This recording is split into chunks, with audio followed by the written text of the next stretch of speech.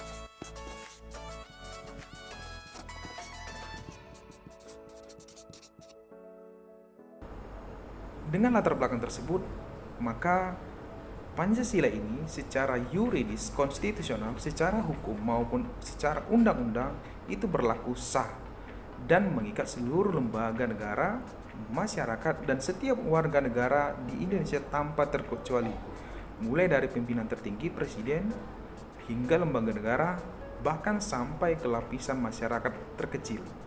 Itu semua wajib melaksanakan yang namanya Pancasila. Kita lanjut. Jika kita memandang nilai praktis Pancasila di Indonesia, sebenarnya dalam kehidupan masyarakat kita ini, perbedaan-perbedaan yang ada di antara sesama warga negara Indonesia ini itu tidak perlu diseragamkan, melainkan dihayati bahwa itu adalah kekayaan bersama yang wajib disyukuri dan dipersatukan dalam wadah negara Indonesia jika kita memang benar-benar melaksanakan negara yang berdasarkan Pancasila.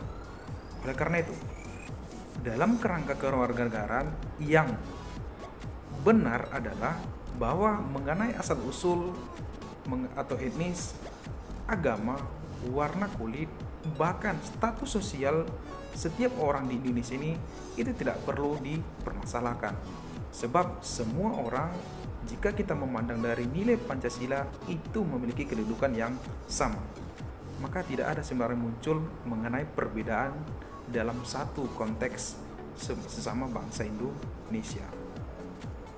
Bagi negara, Pancasila merupakan dasar negara yang merupakan dasar penyelenggaraan pemerintahan negara dan seluruh kehidupan negara Republik Indonesia. Maka itu memberikan arti bahwa Pancasila itu dijadikan dasar untuk mengatur penyelenggaraan pemerintahan yang ada di Indonesia. Sehingga seluruh pemerintahan Indonesia itu harus tetap memperhatikan yang namanya nilai-nilai Pancasila itu sendiri. Sehingga memberikan konsekuensi bahwa Pancasila itu merupakan sumber dari segala sumber hukum yang ada di Indonesia. Dengan konsekuensi tadi bahwa Pancasila dikatakan sebagai sumber dari segala sumber hukum, maka walaupun di Indonesia ini kita ketahui Undang-Undang Dasar Negara Republik Indonesia tahun 1945 itu adalah menjadi sumber hukum tertinggi di Indonesia, tapi ingatlah bahwa sumber dari segala sumber hukum itu tetap adalah Pancasila. Maka dapat kita buat kesimpulan Undang-Undang Dasar pun itu harus berdasarkan yang namanya nilai-nilai Pancasila. Baik, sekian pertemuan hari ini. Saya harap dengan materi hari ini kamu dapat mempelajari tentang Pancasila dan lebih paham dengan materi ini. Akhir kata, saya ucapkan terima kasih dan salam sehat.